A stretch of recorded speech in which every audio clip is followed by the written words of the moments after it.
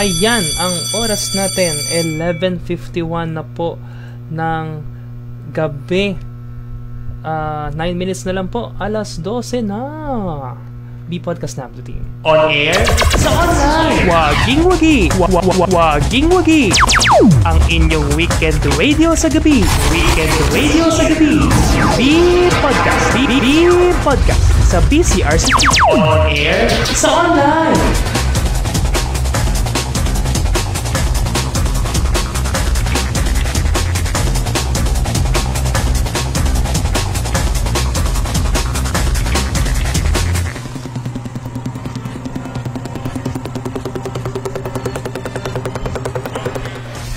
Ay, syempre, kape. Walang kasawaang kape po tayo. Syempre, ngayong madaling araw kung saan gising ang diwa ko. Aba, matindi to ah. Kaya naman, Blue Team, maganda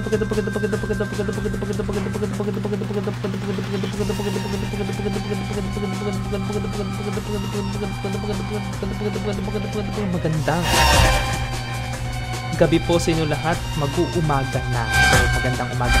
Medyo na-late nga lang tayo ng konti. Supposedly dapat 11 po ito ng madaling araw.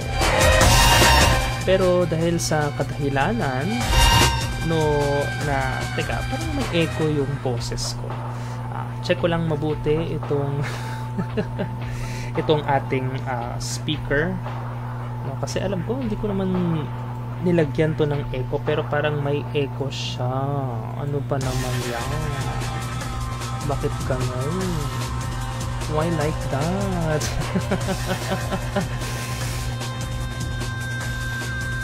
Anyway, huwag na natin pansinin yung echo-echo na yan. Okay na yan. Meron akong inihanda ngayon, Blue Team. As usual, kung ano yung usual na formula natin dito sa dito sa B-Podcast, yun yung gagawin natin ngayon, Blue Team. Syempre, hindi lang tayo dito magla-live ng walang saysay. Same formula. May on-air balita, may anong kwento, at syempre, merong kantalita. Ang paborito ko, yung may kanta at balita. Kumusta po kayo ngayon, Blue Team? 6 minutes na lang matatapos na ang bisperas ng Undas. Bukas po o mamaya, 6 na minuto na lamang, Blue Team, alas 12 na, November 1 na. So, sasalubungin natin yan ngayon na, dahil medyo na-late na lang tayo ng onte dito sa live stream na supposedly dapat nagawa na natin kanina pang 11, pero yun nga, sadly hindi ko natapos agad-agad yung dapat na tapusin, no, dito sa ating live stream. Oy, welcome sa ating one viewer na nanonood at nakikinig ngayon. Shout out sa'yo. Kung sino ka man, dyan ka lang, ha? Huba kasi yan. Huba kasi yan. Kung sino ka man, magpakilala ka sa ating comment section, sa ating live chat, no? Libreng-libre lang. Huyan dito sa B-Podcast kung gusto yung ma-shoutout. Shoutout! Oy, marami tayong inihanda ngayong gabi. Pinaghandaan ko po talaga yan. Makikita nyo, merong papel. May ilang mga papel. Baka gusto nyo lang naman. Samahan nyo po ako ngayon sa gabi sa pagpupuyat na ito. No, kung ako, kung iyo, kung blablabla. Ano ba naman yan? Nabubulol ang inyong Brian Carolino ngayong gabi dahil siguro pa umaga na, kaya ganito ang dating natin. Ay, meron na naman tayo isang viewer na nanonood at nakikinig ngayon. Shoutout sa'yo. Kung sino ka man, magpakilala ka, ha? Pinipilit.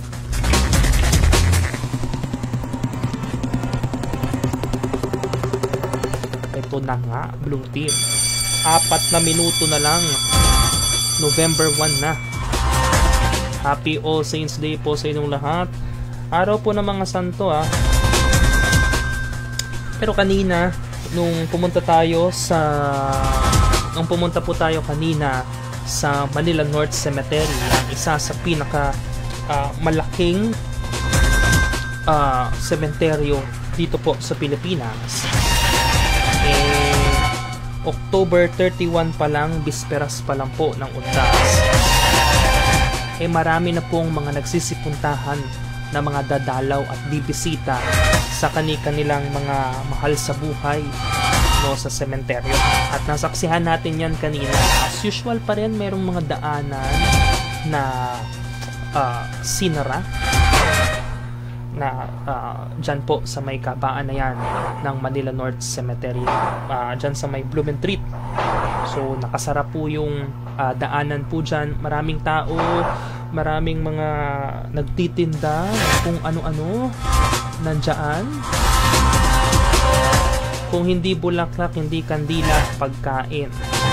At ito pa, sa loob ng sementeryo kanina, nung nag-ikot-ikot tayo, naglilibot-libot tayo kanina, nakita natin, sayang walang picture dito, pero kanina po, meron po dyan na nagbebenta ng milk tea sa loob po ng mausoleo, sa loob po ng Manila North Cemetery. Aba, matindi, may aral. So ayun nga, kasi nga diba,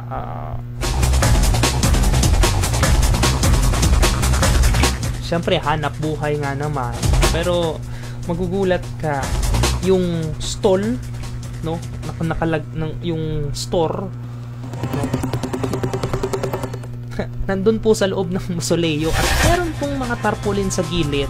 Sayang walang picture kasi, kaya hindi natin makita. Pero yung doon sa picture na yun, ay doon sa napuntahan natin kanina, sa gilid ng mausoleo, meron dong mga lutuan, may mga lagayan ng mga plastic cups doon sa gilid. Oo. So ganyan, kakaiba po kapag nag-celebrate ng undas dito sa Pilipinas, dahil hindi ka matatakot sa loob ng sementeryo, lalo na kapag ganito na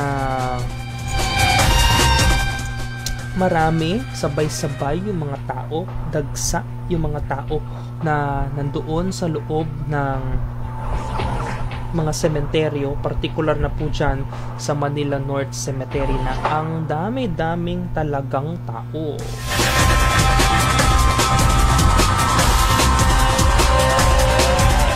Yes, maniwala man kayo sa hindi, totoo po yan. Maraming tao sa loob ng sementeryo. Kasi meron po kaming mahal sa buhay na pumanaw noong 2011. So noong 2011, meron na po, since 2011, pumupunta-punta na po kami dyan sa Manila North Cemetery, Blue Team. So di na nakapagtataka. At check nyo yung My Day ko, Blue Team, kasi napaka-interesting ng My Day ko. Bakit? Sa loob ng sementeryo, meron po dyan mga dalawa dyan sa may main entrance ng sementeryo. Meron po dyan 2 tao na nagbihis na merong costume, no, na mga horror, mula sa mga horror film characters. So kung check nyo yung My Day ko, yung story ko, may kita nyo dyan, diba? Meron po akong picture sa kanila. Well, panghanap buhay na rin naman nila yan. Kasi meron dun sa ilalim, no? Pag magpapapicture ka, pwede kang maglagay ng tip o ng donation. So, hindi ka naman obligado na magbigay. Hindi naman required. Pero, syempre, sa effort na rin nung nag-costume, na biruin nyo, hapon, siguro, simula pa yata umaga, nandun na sila. Dalawa po sila, isa nagbihis ng Pennywise at isang nagbihis ng Balak. Abay, matindi. So, pinilahan yan, maraming nagpicture siguro, no? Siguro kung kanina pa silang nag-start ng umaga dyan, no?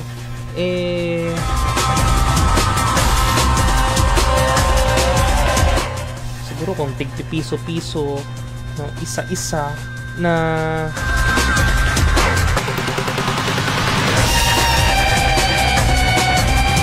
tama, isa-isa na piso yan, marami na ho yung marami na yung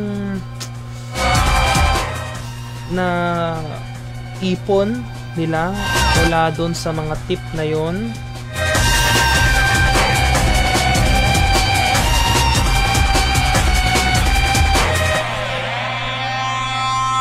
Anyway, meron tayong isang viewer na masugid na tagapanood sa atin ngayon, na nanonood at nakikinig ngayong umaga na, aba 12:02 na po ng madaling araw, Blue Team. Suppose dito na yung start ng undas natin. All Saints Day na po ngayong tama, All Saints Day na po, Blue Team.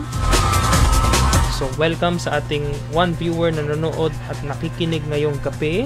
Hindi na pala ngayong gabi, ngayong umaga na, Blue Team. Shout out! So, pasensya na po sa ating video feed, no? Diyan sa yung nakikita nyo dyan sa yung mga screen. So, medyo lag po tayo. Medyo maano ang ating ang atin pong mga equipment ay hindi naman po ganun kaganda, pero ewan ko, bakit gusto ko mag-live. Aba, matindi. Oy, ulitin natin, meron po tayong inihanda ngayon, Blue Team. Syempre, unang bahagi ay on-air balita. Kailangan po natin yan. Pangalawa ay yung anong kwento. Naku, abangan nyo kung anong kwento natin. Kasi, alam nyo, no, kung gusto nyo lang naman tumawa ng tumawa, hindi nyo na kailangan pa na humanap ng comedy show, Blue Team, para lang matawa. Kasi manood lang kayo ng balita tungkol sa politika, matatawa na kayo, Blue Team. Yan ang promise. Yan ang totoo. Marami ba namang clown dyan sa Kongreso? Ay magagawa ba tayo? Di matatawa talaga tayo. Yan po sa anong kwento natin, abangan nyo. At regarding dyan sa anong kwento, ito nga, meron tayong inihanda ngayon. Naku, maganda to, sinasabi ko sa inyo. Yung kantalita natin, maraming makakarelate. Minumulto ba kayo? Kung alam nyo yung kanta ng multo, mamaya po, sumabay po kayo sa akin. Okay, para po dyan sa ano na po yan, sa kantalita na po natin yan na portion.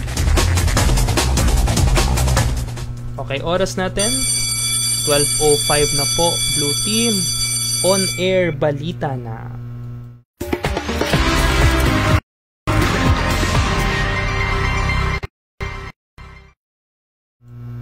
Okay, on air balita na. Oras muli natin, Blue Team. 12:05 na po. ng madaling araw. On air, balita na po, Blue Team. On air, balita.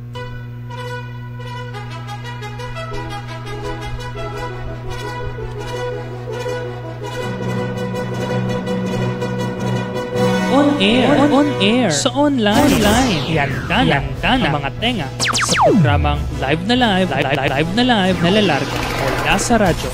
Online lang ikakasa. On air, balita, kasama si... Okay, so ang ating equipment ngayon. So nag for unknown reason. So Brian Carolino. On air, balita. On air, sa online.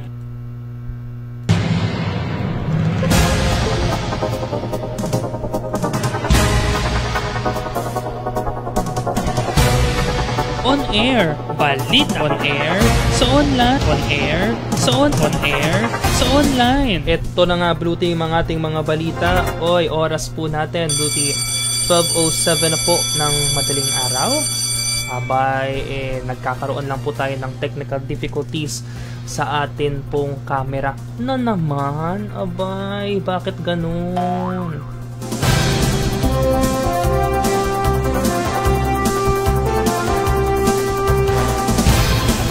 Alam niyo, Blue Team, ang hirap talaga kapag nagpe-prepare ka. Kasi kapag naghahanda ka, nagkakaroon ng mga problema. Pero kung hindi ka maghahanda,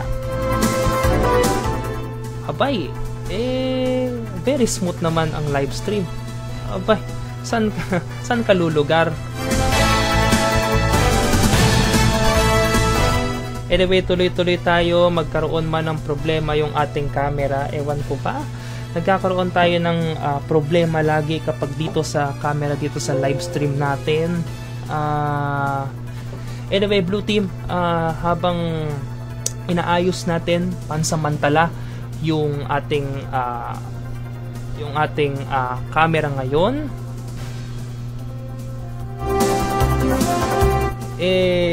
ayusin muna natin, Blue Team, ha. Pasadahan lang muna natin yung ito na pala, ayos na. Matindi kung kailan. Ito lang pala yun. So, ayan. Ang haba ng introduction ko. Matatapos na yung music. Anyway, Blue Team, ito na ang ating mga pinantayan na mga balita sa magdamag. Ito po ang ating mga headlines, mga pinag-uusapan kahapon po ng October 31, 2025. Ito po, Blue Team, mga sementeryo sa Metro Manila, dagsa na ang mga bumibisita ngayong kahapon ng bisperas ng All Saints Day. Manila North Cemetery, bukas simula alas 5 ng umaga hanggang alas 9 ng gabi. Department of Health nagpaalala sa mga Pinoy na may sintomas ng flu na manatili sa loob ng bahay ngayong amihan season.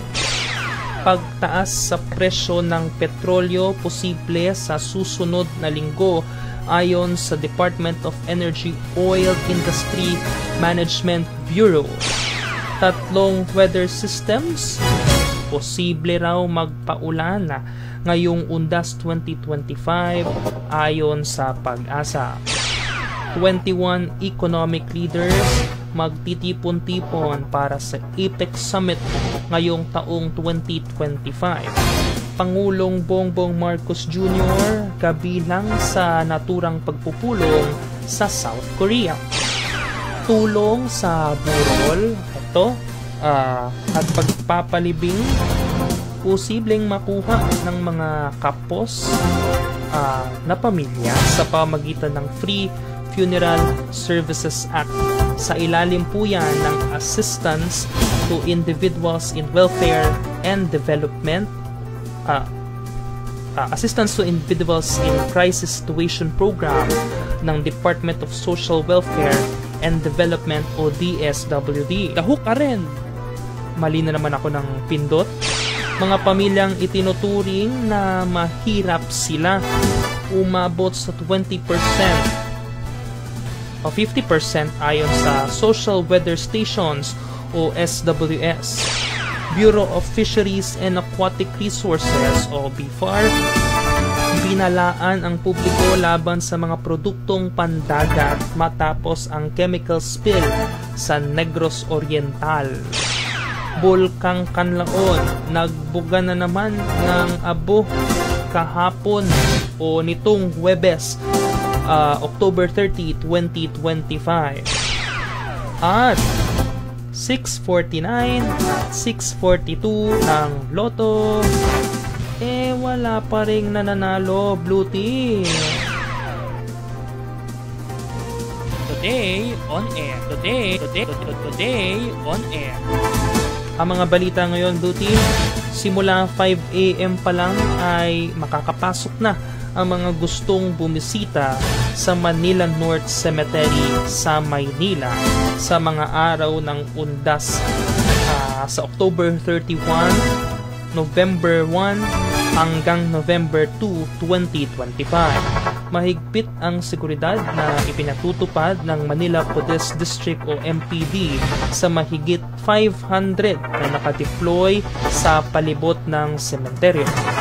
Bilang bahagi ng seguridad, inspeksyon agad ang asahan sa mga dadalang upang maiwasan ang pagpasok ng mga ipinagbabawal na gamit sa loob gaya ng mga sumusunod, Blue Team. Una na dyan, baril, matutulis na bagay, alcoholic drinks, mga alagang hayop. Bawal kasi uminom, bawal din yung mga pet dyan sa loob. Sound system, bakit nga ba magdadala ng sound system gaya ng speaker? So bawal kayong mag-party sa loob. Gitara o ano pa mang musical instrument at mga flammable materials gaya po ng pabango, kolon at syempre ng sigarilyo, bawal po yan.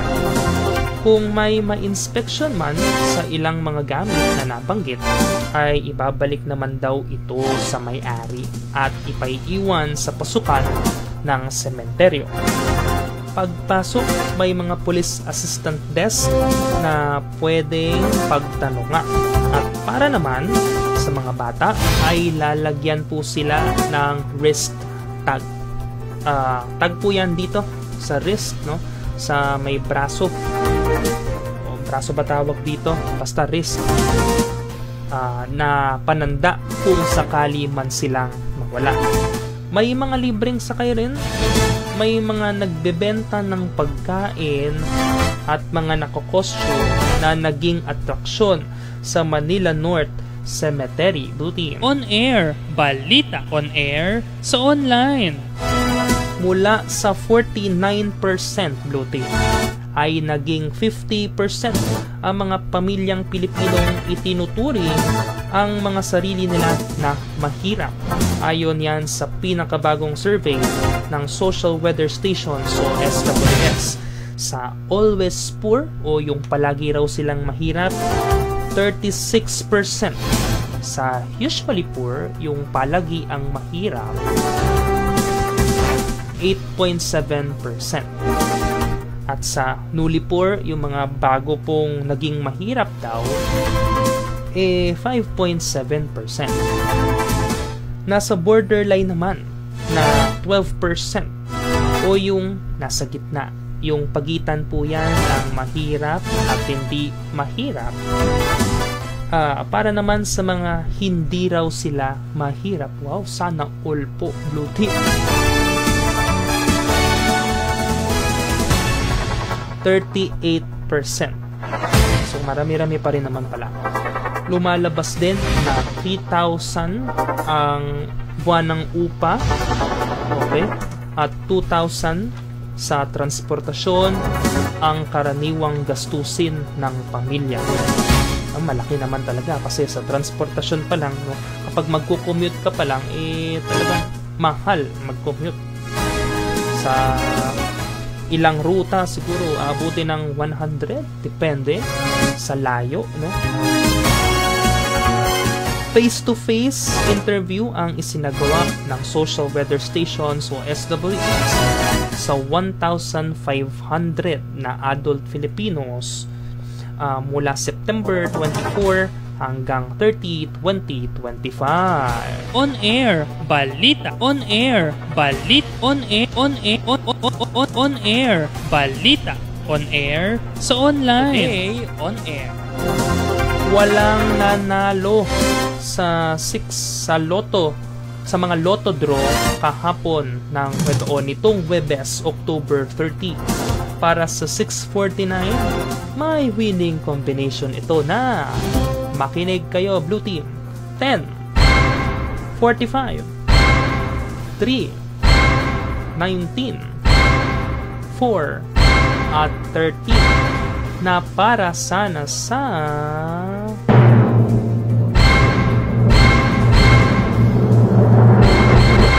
150,230,626 pesos and 80 centavos na premyo. Sa 642 naman, ito Blue Team ang winning combination.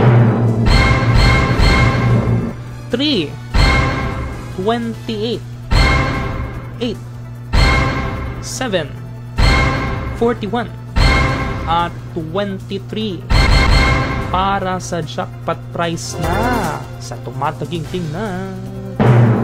Sige, ano yan? Halos 53 million pesos, Blue Team. Aba, matinding. Grabe naman talaga. Walang nanalo, Blue Team. On air, balita. On air, on air, on air, balita. On air, sa online. Roundup on air. Roundup on air.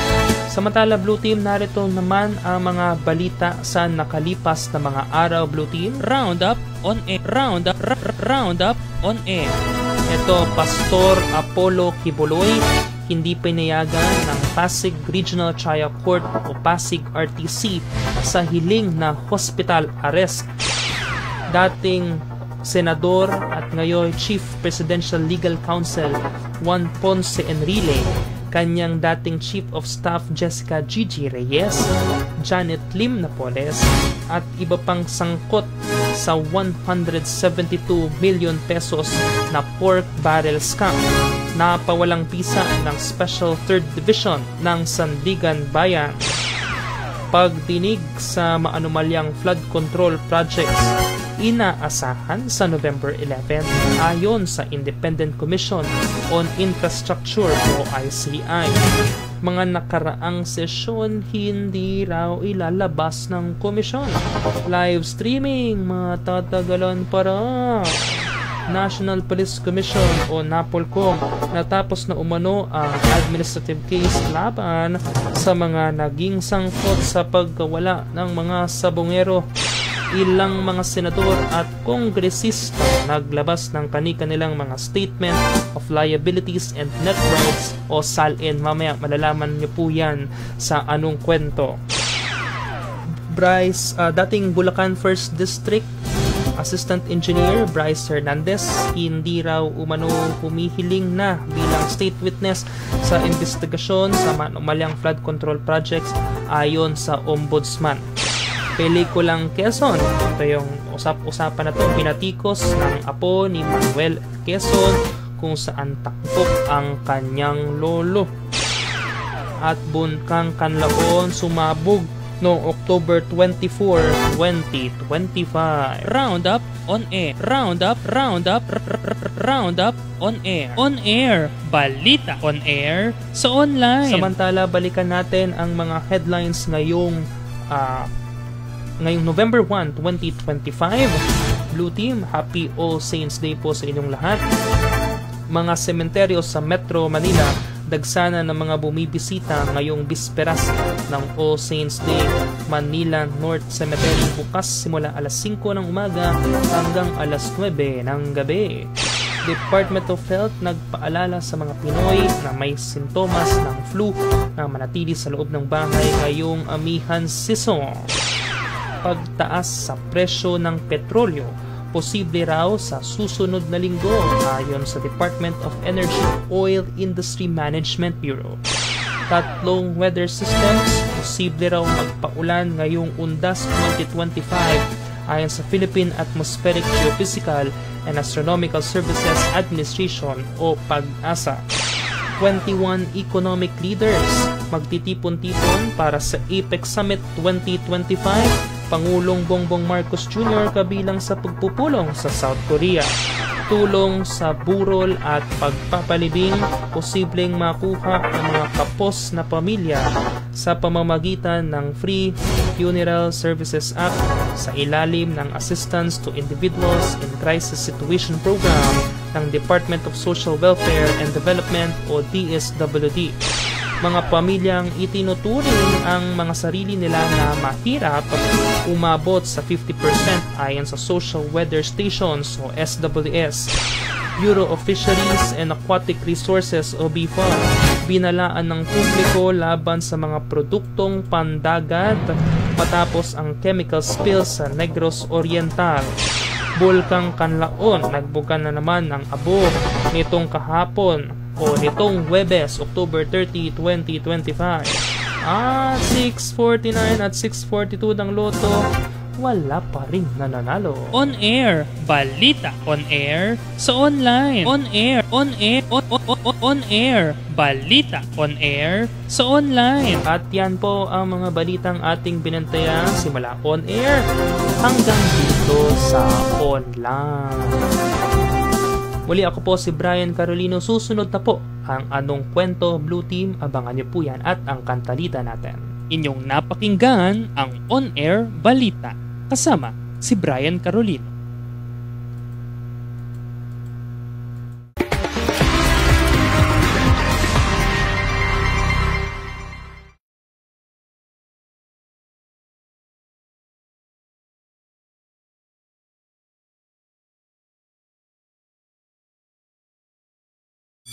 Okay, may technical difficulties tayo. Blah blah blah blah blah blah. 12:23 na po ng umaga, Blue Team. Ano ba naman yan?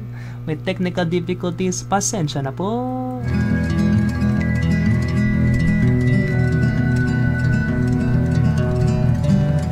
Tayo na at pakinggan ang mga kwento, istorya ng bawat tao. Kasama si Brian Carolino. Anong Kwento? Kasama si Brian Carolino.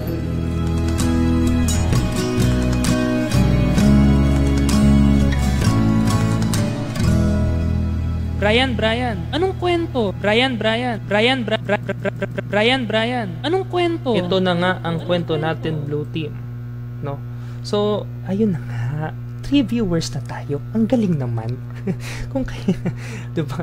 Kung kailan 12:24 na po ng madaling araw, November 1 na, Happy All Saints Day po sa inyong lahat.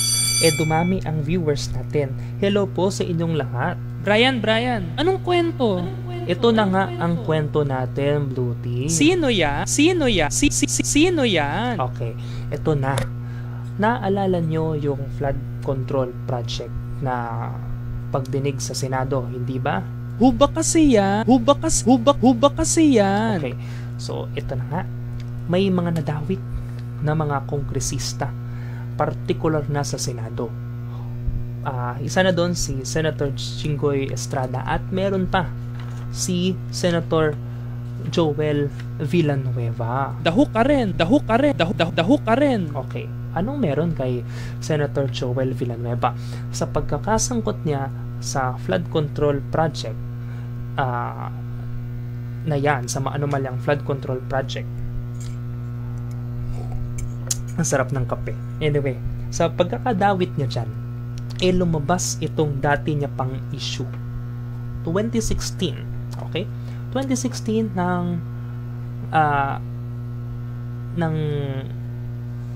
may dismissal siya, no? Meron siyang kinaharap na kaso noong 2016 galing sa ombudsman. Okay, kapag sinabi nating ombudsman, yun po yung yun sabi natin pinakapulis, no?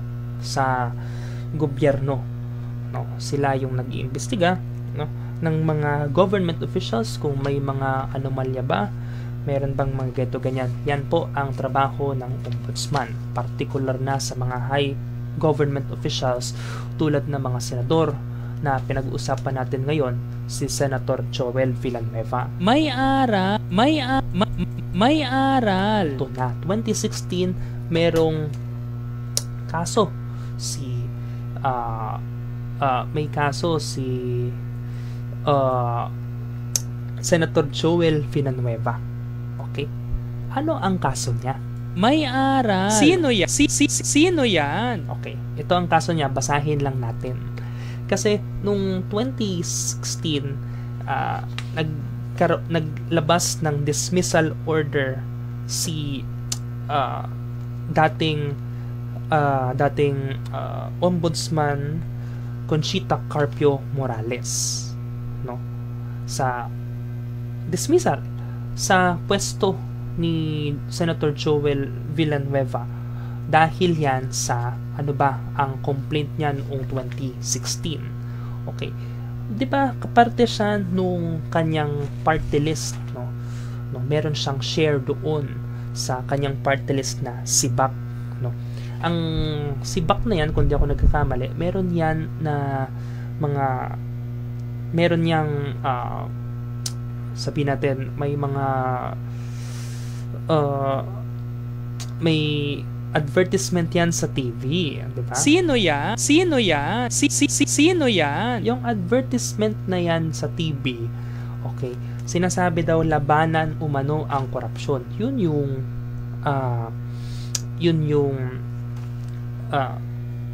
ano ng SIBAC. SIBAC daw, SIBAC. Oh. Hubak kasi yan. Okay. Pero noong 2016, nakitaan ng ombudsman, ni former ombudsman Conchita Carpio Morales, ng korupsyon sa ilalim o sa loob ng kanyang SIBAC, no, part list. Okay. Ito ang nakalagay sa 2016 resolution na ni-reverse naman. Pero mamaya malalaman nyo kung sino yung nag-reverse ng resolution na yan. Okay. Insofar as it found probable cause against Villanueva and the other individuals implicated in the issue for, first, malversation of public funds, second, malversation of public funds through falsification of public documents, no, okay, and violation of Republic Act 3019 or the Anti-Graft or Corrupt Practices Act. Okay, kapag sinabi nating malversation, ibig sabihin maanomalyang paggamit, hindi tamang paggamit. Malversation po yun. Okay, ng public funds, no? Yung public funds na yan na sinasabi na meron siyang share doon sa SIBAC party list kasi siya po yung representative noong 2016 ng SIBAC party list. Ang tawag po dyan sa public fund na ginagamit nila dyan ay pork barrel. Okay, quote-unquote pork barrel. Okay, familiar kayo sa pork barrel, hindi ba? Kapag sinabing pork barrel noong mga 2012 or 2013, merong pork barrel scam, no, na kinaharap si Janet Lim Napoles at yung tatlong senador blue team. Okay, that time, okay, ay pasensya na po, nagkaroon na naman ng problema yung ating camera. Habang inaayos natin yung camera, nung yan yung pork barrel o hindi tamang yung paggamit ng public funds para sa sabihin nating localized, no, project. Okay, so yung project na yan, yung pondo na yan igagamitin para sa yung pondo naka-designate, no, for localized project. So ibig sabihin kung may proyekto yung isang partido, may proyekto yung isang politiko tungkol or may may paggagamitan specifically for their local local position or anything, though hindi ako law expert, pero as much as possible try ko na i-explain ito sa inyo, no? Basta ganun yung definition ng pork barrel, yung paglalaan ng public fund, ng pondo ng ng public fund para sa specific or para sa localized project. Okay. So, familiar kayo, 'di ba, sa pork barrel? Sabi ko na nga yung nangyari na 'yon.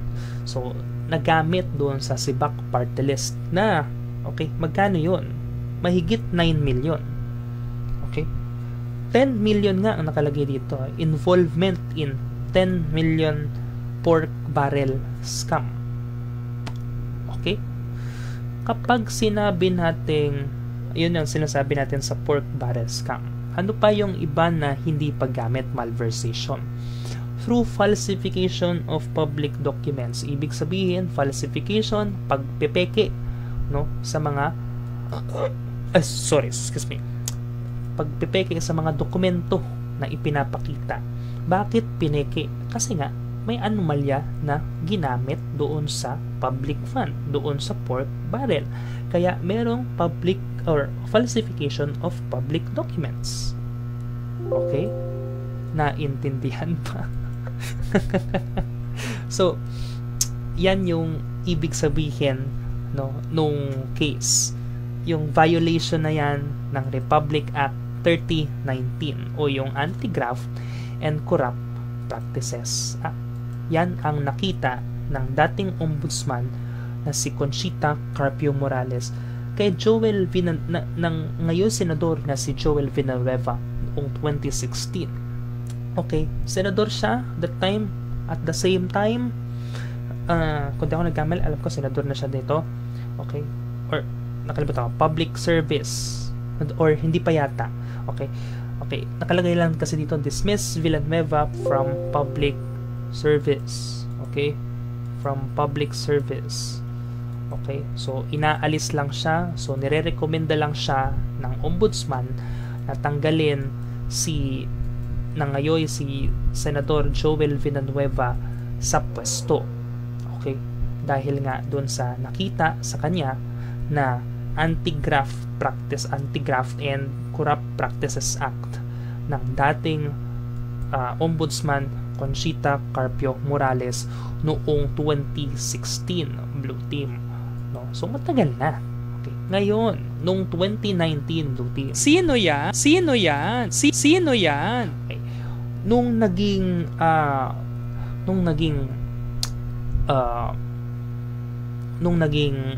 ombudsman si bla bla bla bla bla bla bla, sino nga ulit ito? Si Martires. Okay, si Martires. Okay.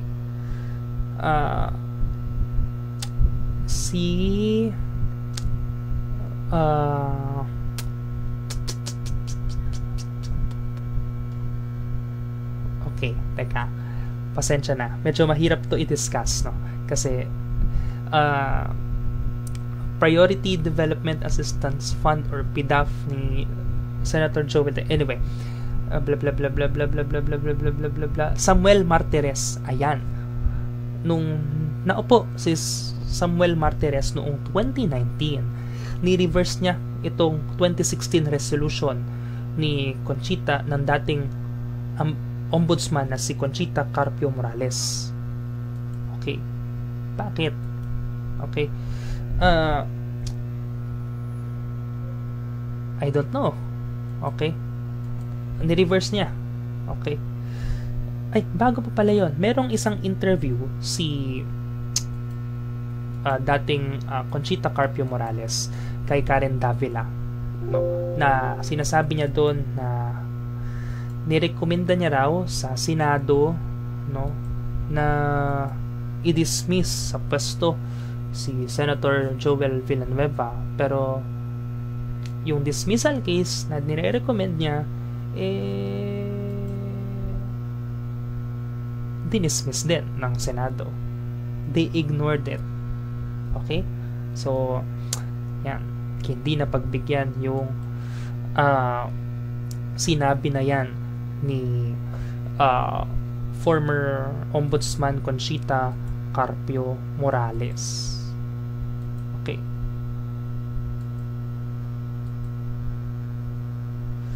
Okay. So, na-reverse. Okay. Kasi parang nakalimutan ko ang sinabi ni Martires kung bakit niya sinabi na ni-reverse niya itong resolution na ito. Okay.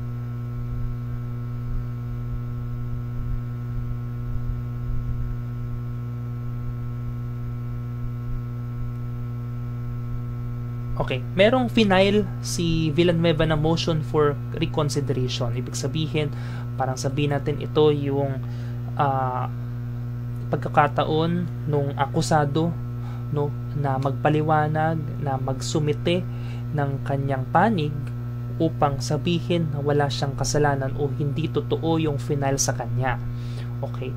So, noong 2019, no, nag-grant ng ombudsman ito. So, pumayag yung ombudsman 2019 at ang nakaupo na rito ay si Samuel Martires na nag-reverse ng resolusyon noong 2016. Okay? Basahin natin. Okay.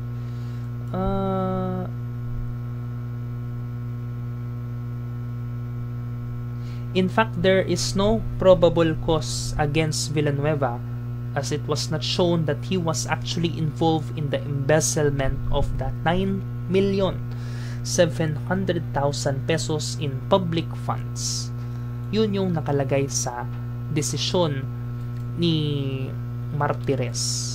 No, ayon sa kanya, no, ni-reverse na ito na hindi nalalaman ng iba. Secret decision. Okay? Secret decision. Ngayon,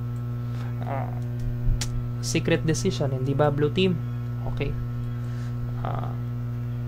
Sa mga interview sa kanya sa media, sinabi ni Martires na ano ang sinabi ni Martires, Blue Team?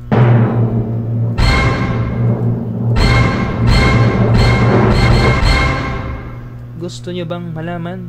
Okay. Siyempre, malalaman nyo. Okay.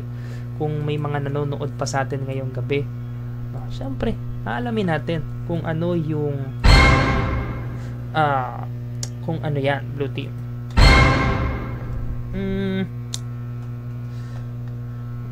Sabi niya, yung secret decision na yan, kung kailan niya ni-reverse yung petition na yan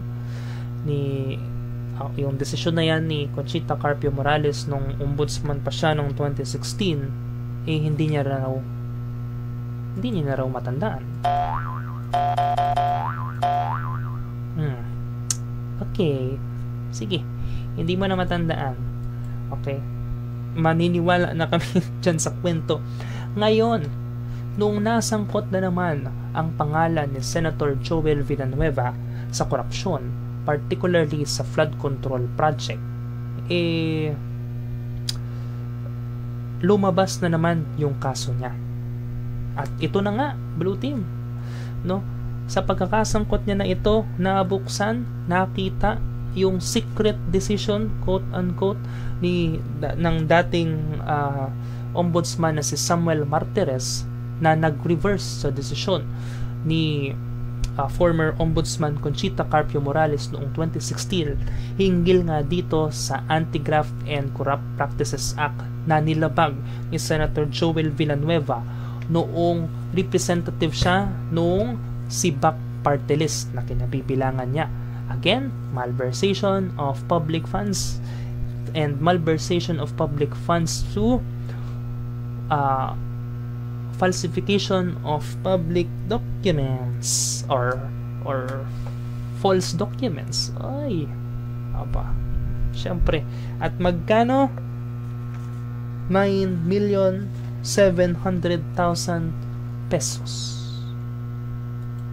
Ang tindi, Blue Team. Sino yan? Sino yan? May aral.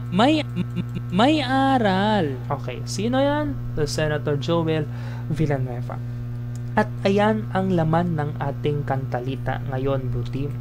Aba, tungkol dyan. No?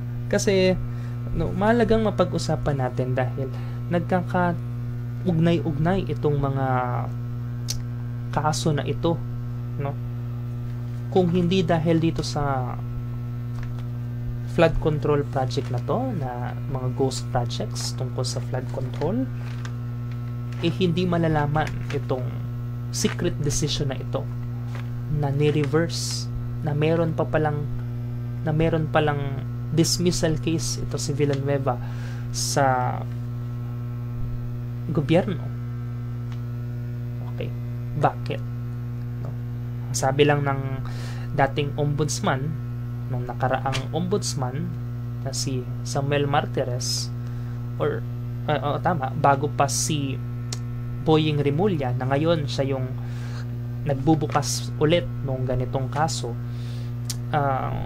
wala daw nakitaan. So, yan ang sabi niya. Okay, maglalabas siguro, hindi ko lang alam kung kailan maglalabas ng desisyon ang ombudsman ngayon na si Jesus Crispin Rimulya kung hinggil nga rito sa kaso na ito. Kung tutuloy ba yung dismissal case kay Senator Joel Villanueva. Tandaan natin, Blue Team, ha, wala pang napapakulong hanggang ngayon. Daho ka rin.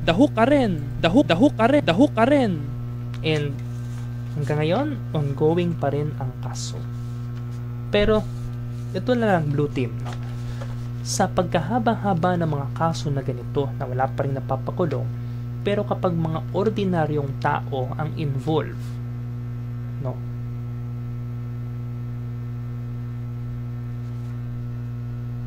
ang bilis, no, ang bilis. Alam ko yung justice system dito, justice system sa Pilipinas, mabagal naman talaga, pero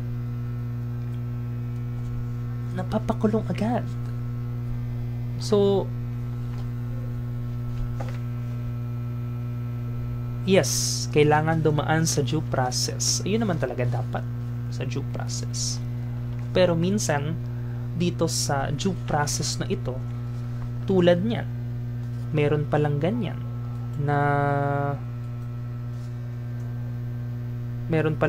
na secret decision. Diba? So, at kung magpatuloy pa man ito, hindi ko alam kung ano ang reaksyon ng taong bayan, no, after nitong ganitong mga malalaman-laman sa gobyerno. Sino yan? Again, ang focus sa anong kwento natin ngayon, si Senator Joel Villanueva. At paanong na-reverse ang kanyang dismissal case noong 2016 nung nakaupo na si Samuel Martires noong 2019 bilang ombudsman. Okay. At again, nung sa secret decision daw na to, hindi niya lang matandaan kung kailan niya ni-reverse ang kaso, Blue Team. Basta 2019. Huba kasi yan. Okay. At ito na nga, since 12:44 na, meron tayong inihanda ngayon, Blue Team, na kantalita. Okay. So, iyan na nga. Alam natin yung sitwasyon, no, ng politika dito sa Pilipinas. It's getting worse, no? Hindi ba? Makita nyo yung mga, sabi nga ng ilan sa mga tao na nandyan, wala pa rin napapakulong, no? Wala pa rin napapakulong, no? Kailan ba simula yung investigasyon sa flood control project? Siguro July pa yata ito, nang nakita, July or August, kailan ba?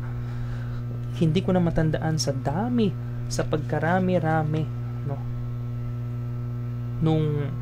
O sa pagkahaba-haba nung senaryo dito, saan nga ba napupunta yung investigasyon na ito? No? So, ayan. Para sa mga kabubukas lang, no, ng kanilang mga cellphone, no?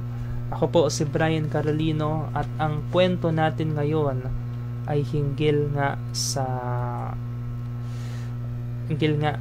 dismissal case ng ngayoy senador na si Joel Villanueva, no? Hinggil nga sa kanyang pagkakasangkot, no, sa flood control project at pagbukas sa kanyang dismissal case noong si back representative pa lamang siya noong 2016, no? Okay. So ayan yung konteksto ng ating kwento ngayong madaling araw na nga no, Blue Team. So ayan, nakakalungkot lang, Blue Team, na may mga ganitong senaryo pa rin sa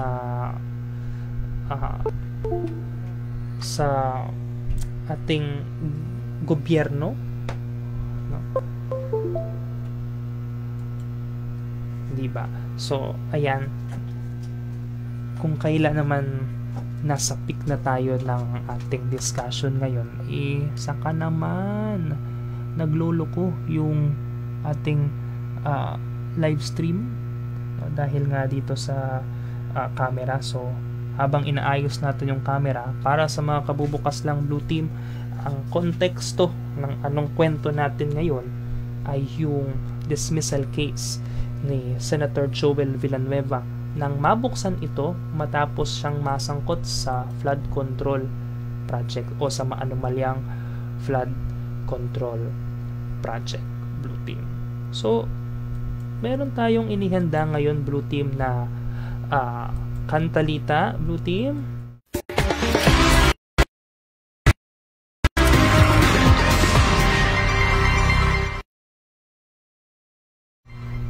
So nagloloko na naman yung camera ko. Ano ba yan? Kung kailan kailangan ko ng camera sa kantalita, saka siya nagloloko. Okay. So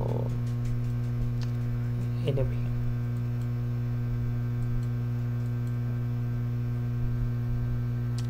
pasensya na, Blue Team. Ayusin lang natin saglit yung live stream natin. Magbabalik po tayo sa ilang saglit. 12:49 na po, Blue Team.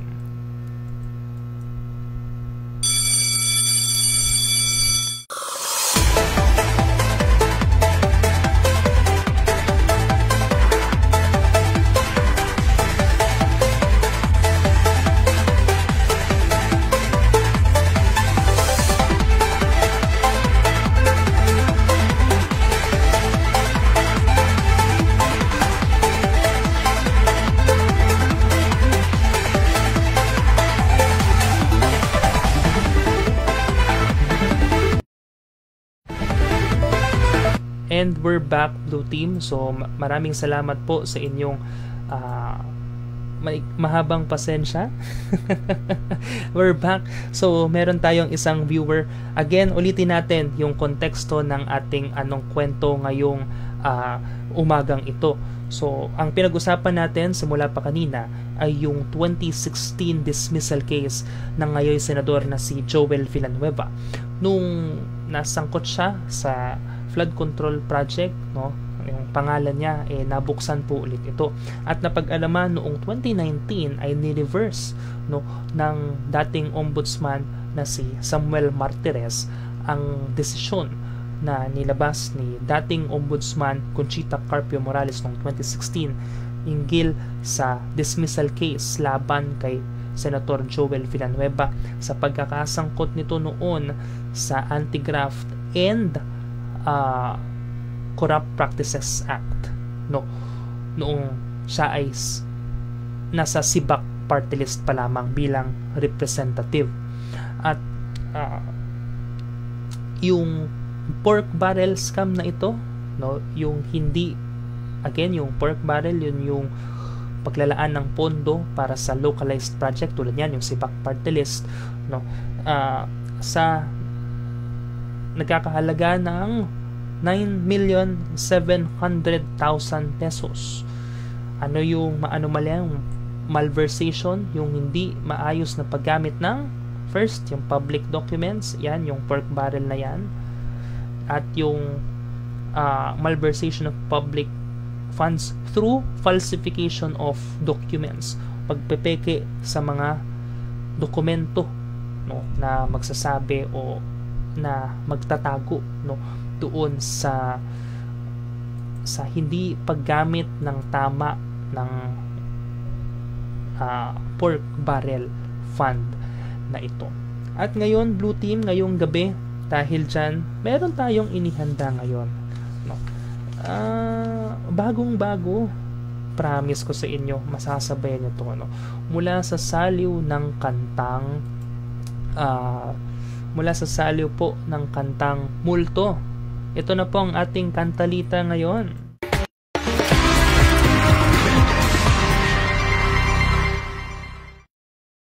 Mula sa saliw ng kantang Multo ng Cup of Joe. Okay. So, pinalitan natin yan, Blue Team. So, hindi lang siya basta-basta kaya na-delay tayo sa live stream natin kanina. Dahil po dito, no? Mula po sa saliw ng kantang Multo by Cup of Joe. Okay, pinalitan natin yan. Ginawa nating absuelto, no, by Crook of Foe.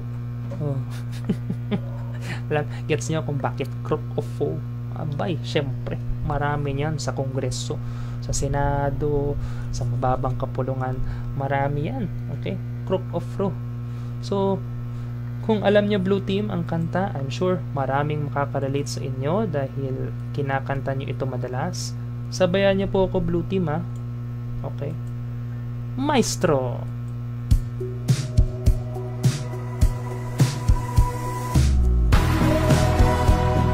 Oh, para sa mga korupsyan, ha? Sa mga korupsyan, ito sa inyo, ha?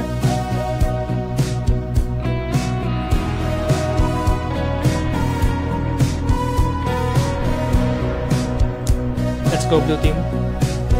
May utos na dati siya'y sa pwesto'y dismiss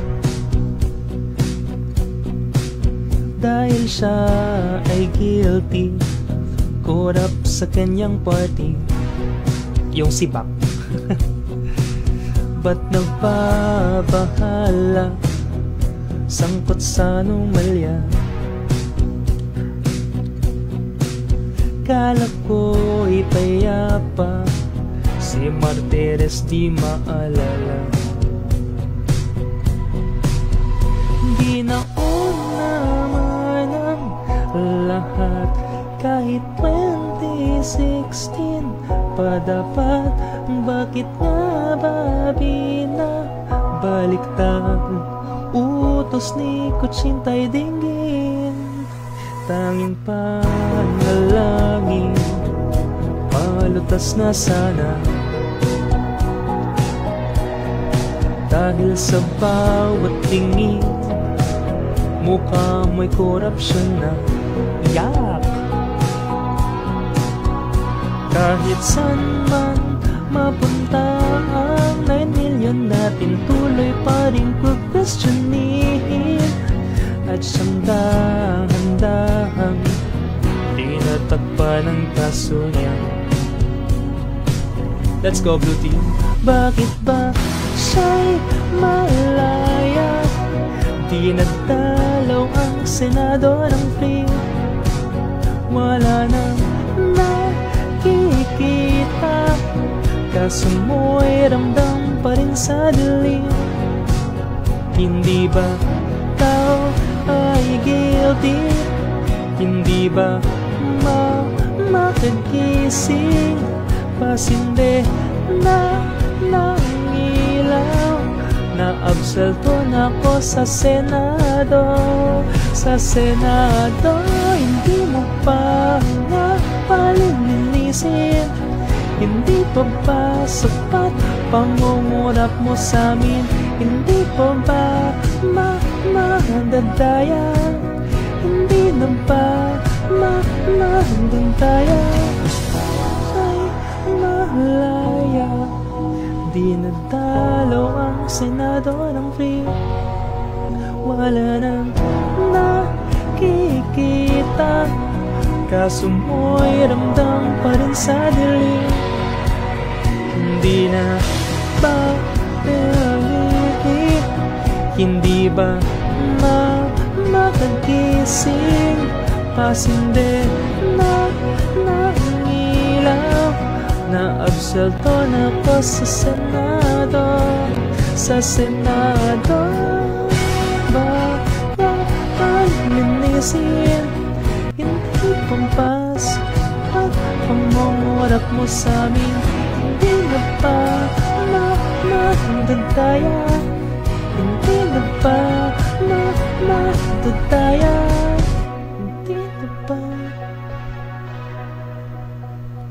At yan ang ating kantalita ngayon.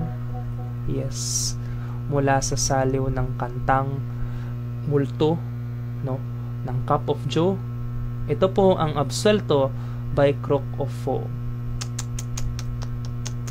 Talaga nga naman, Blue Team. Ay nako, parang ulitin ba natin? Tara, ulitin natin, Blue Team. Isa pa para naman may tayo dito, no?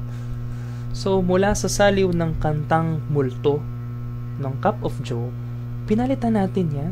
Okay? Ginawa nating Absuelto by Crook of Foe.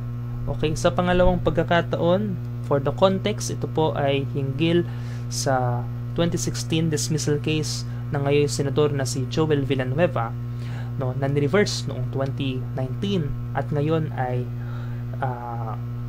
sinisilip muli, no, dahil sa kanyang pagkakasangkot sa flood control project. Alam nyo to mula sa Multo. Okay, Absuelto. Ito na, Blue Team. Maestro. Yes.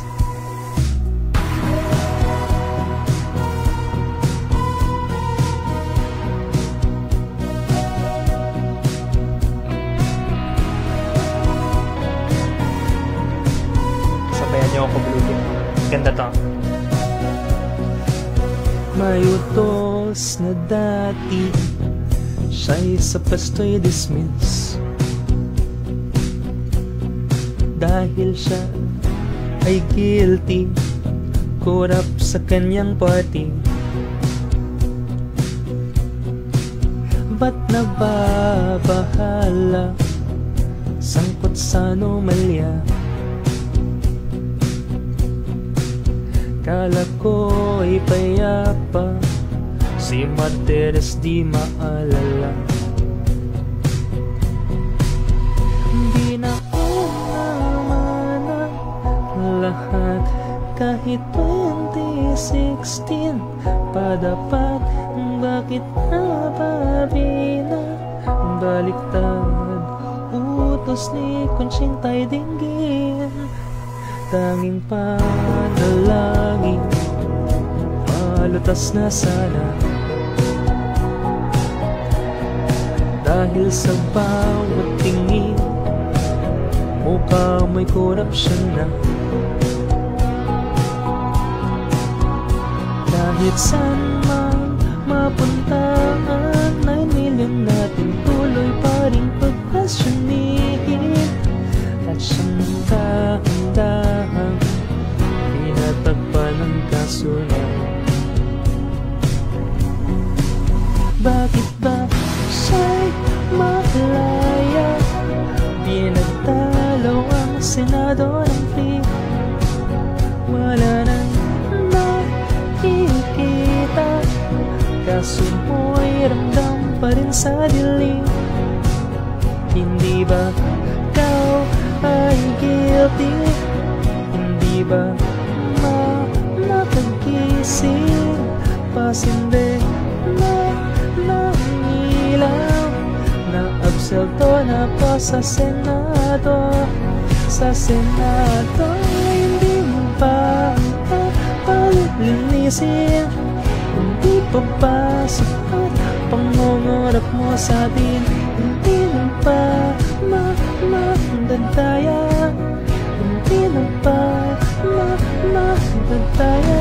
Di ba siya'y malaya, di nadalaw ang Senado ng free, wala nang nakikita, kaso mo ay ramdam pa rin sa dilim. Hindi ba ikaw ay guilty? Hindi ba makagising, pasinde ng ilaw, na-abselto na po sa Senado. Sa Senado,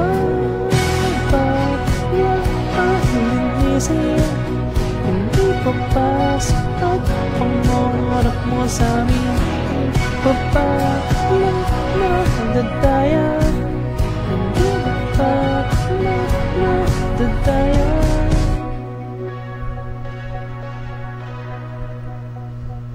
Ayan po ang ating kantalita ngayon mula sa saliw ng Kantang Multo by Cup of Joe. Ito po ang Abselto by Crack of Foe. Okay, Blue Team, at yan nga ang ating yan na nga, Blue Team, ang ating B-podcast ngayong November 1 na, 2025.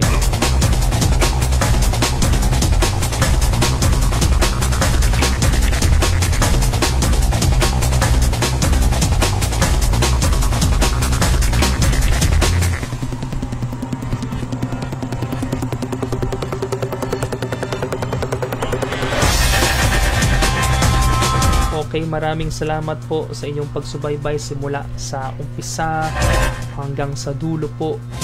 So, maraming salamat po. Muli,